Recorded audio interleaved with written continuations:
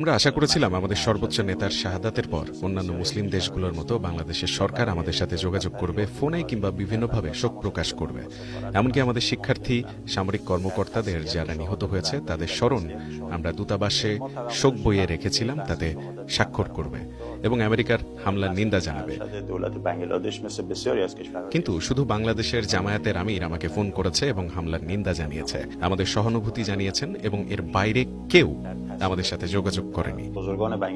বন্ধু রাষ্ট্র হিসেবে বাংলাদেশের কাছে আমরা এটা প্রত্যাশা করি।